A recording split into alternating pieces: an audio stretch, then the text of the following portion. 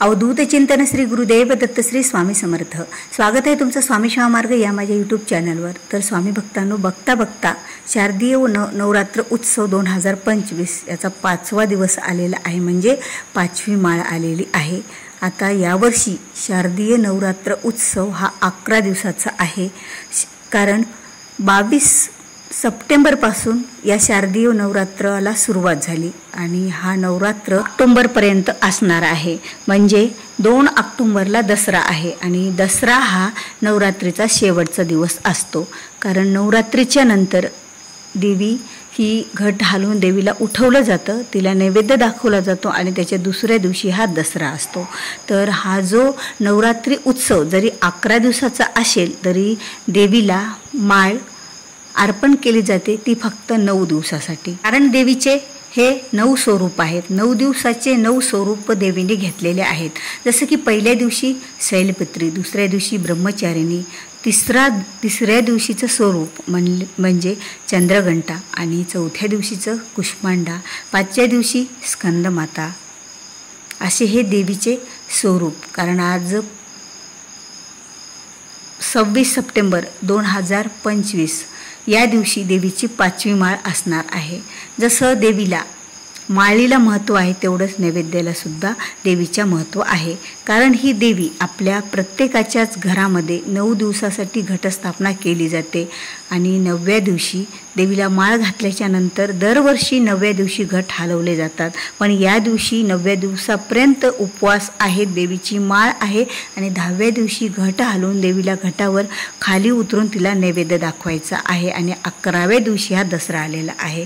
कारण तब्बल 11 दिवसाची नवरात्र आहे तरी ही देवीची उपासना, सेवा आणि घटाची सेवा, म्हणजे आता देवीची सेवा आपण दसऱ्यापर्यंत करू शकतो, पण घटस्थापना जी आपल्या घरामध्ये केली जाते त्या घटस्थापनेला माळ ही 9 दिवसासाठी असते। तिला पाणी 9 दिवसासाठी घातलं जातं। घरामध्ये अनेक प्रकारे देवीची उपासना, पूजा, सेवा केली जाते। अनेक प्रकार आहेत देवीची उपासना, सेवा करण्याचे, पण त्यातील एक जी सेवा आहे, जी उपासना आहे ती प्रत्येक घरातच आहे, ती म्हणजे घटाला माळ घालणे।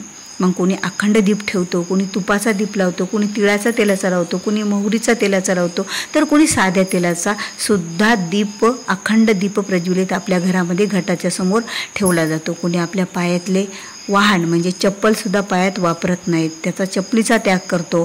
तर कुणी आपली येस ओलांडून म्हणजे आपलं जे गाव आहे त्या गावाच्या बाहेरसुद्धा पाऊल टाकत नसतात। आणि कुणी आपल्या घरामध्ये बघा, कोणी जमिनीवर सुद्धा झोपतात, म्हणजे क्वाटवर, पलंगावर, गादीवर बसायचं किंवा झोपायचं नसतं, अशा बऱ्याच प्रकारे। आणि कोणी 9 दिवसाचा उपवाससुद्धा पकडून देवीची उपासना करतात। पण सर्व उपासनेमध्ये एक महत्त्वाची उपासना आहे, ती म्हणजे आपल्या घरात जी घटस्थापना केलेली असते कुलदेवीच्या नावाने, आणि कुलदेवी ही घट्ट स्वरूपात आपल्या घरामध्ये वास्तव्य करत असते 9 दिवसासाठी। त्यामुळे घरामध्ये शांतता असणे खरंच खूप महत्त्वाचं आहे। कारण घरामध्ये जर किटकिट असतील, भांडणे असतील, जी देवी आपल्या घरात शांत बसण्यासाठी आलेली असती, तर त्या किटकिट भांडणामुळे त्या देवीला जाग येतो। आणि देवीला जाग कसा आणायचा असतो? आपल्या श्रद्धेनं, भक्तीने, आणि आपण जी उपासना करतो त्यामुळे देवी प्रसन्न होऊन आपल्याला आशीर्वाद देण्यासाठी जागी व्हावी। पण आपल्या घरात ज्यावेळेला कलश, भांडणे, वादविवाद ह्या गोष्टी होतात ना, त्यामुळे जर देवी जागी झाली तर त्याचे परिणामसुद्धा आपल्या कुटुंबाला सर्व भोगावे लागतात। म्हणून महिलांनो, तुम्ही उपासना, पूजा, सेवा कितीही करा, पण ही गोष्ट चुकूनही करू नका। असं एखादा आपल्या घरामध्ये एखादा व्यक्ती असा की जो सतत बोलत राहतो, जो सतत किटकिट करीत राहतो, तर तेवढ्यापुरतं त्या माणसाला बोलायचं टाळा। आणि बघा, या नवरात्रीमध्ये बरेच जण 9 दिवस मौनसुद्धा धरतात, फक्त देवाच्या नामस्मरणाशिवाय ते आपल्या तोंडातून शब्दही बाहेर काढत नाही आहेत। पण बघा, आपल्याला प्रत्येकालाच या संसारारूपी सागरामध्ये, म्हणजे आपल्याला लहान मुले असतात, घरात म्हातारी माणसं आहेत, संसार चालवायचा, तर प्रत्येकालाच असं मौन धरणं शक्य होत नाही। पण शक्य तेवढे कुणालाही वाईट बोलू नका, कुणाशीही चांगलं बोला, कुणाविषयी वाईट हा विचार करायचा नसतो। तर असो, ह्या गोष्टी म्हणजे घटस्थापनेमध्ये आपण कसं वागावं, देवीचे आशीर्वाद कसे प्राप्त करून घ्यावे याविषयीचं मी तुम्हाला थोडक्यात सांगितलं. पण आता जी महत्त्वाची गोष्ट आहे ती म्हणजे माळीची. आता जी माळ आपण आपल्या घटाला घातली जाते, पहिल्या दिवशी विड्याच्या पाण्याची माळ घातली, दुसऱ्या दिवशी म्हणजे सोमवार म्हणजे मंगळवार आला होता, तर या दिवशी रुचकीची रुई फुले आणि त्याचबरोबर बेलाची माळ घातली. कारण रूपदेवीचं ब्रह्मचारिणीचं होतं, त्यामुळे बेलाची माळ घातली. तिसऱ्या दिवशी चंद्रघंटा आईचं रूप होतं, तर या दिवशी झेंडूची माळ घातली. आणि चौथ्या दिवशी माळ होती ती जाई जुई आणि मोगऱ्याच्या फुलाची. तर पाचव्या दिवशी जी स्कंदमाता येणार आहेत त्यांच्यासाठी माळ असणार आहे ती म्हणजे तुळशीची. कारण शुक्रवार वार हा श्री विष्णूचा वार आहे आणि देवीने ज्या वेळेला असुरासोबत युद्ध खेळलं, असुराचा वध केला, जिथे त्या असुरांना मारण्यासाठी असमर्थ देवसुद्धा होते, त्यावेळेला आदिमाया शक्तीने एक कालिका मोठं रूप प्रगट केलं आणि त्या रूपाचं कौतुक, त्या रूपाची आराधना आणि त्या रूपाची स्तुती सर्व देवांनी मिळून केली. आणि त्या कालिका मातेला आपापले शस्त्रसुद्धा दिले. श्री विष्णूने आपलं चक्र दिलं, तर महादेवाने त्रिशूल दिलं, ब्रह्मदेवाने आपलं शस्त्र दिलं. म्हणजे प्रत्येक देवाने आपापलं शस्त्र देवीला युद्ध खेळण्यासाठी दिलं होतं. त्यामुळे आणि सर्वांची शक्ती एकत्र होऊन ही आदिमाया शक्ती तयार झाली होती. त्यामुळेच तर शुक्रवारचा वार आहे, स्कंद मातेचं स्वरूप आहे, त्यामुळे तुळशीची माळ आणि कमळाच्या फुलाची माळ ही आपल्याला अर्पण करायची आहे, ती म्हणजे आपल्या देवघरातील घटाला. आता फक्त देवघरातील घटालाच ही माळ अर्पण करायची का? ज्या ठिकाणी आता मंडळाची ज्या देवी बसतात त्या ठिकाणी सुद्धा जर तुमची आरती असेल, तिथे सुद्धा आपल्याला त्या घटाला घालण्यासाठी माळ न्यावी लागत असते, ती सुद्धा तुम्ही तुळशीची नेली तरी चालेल.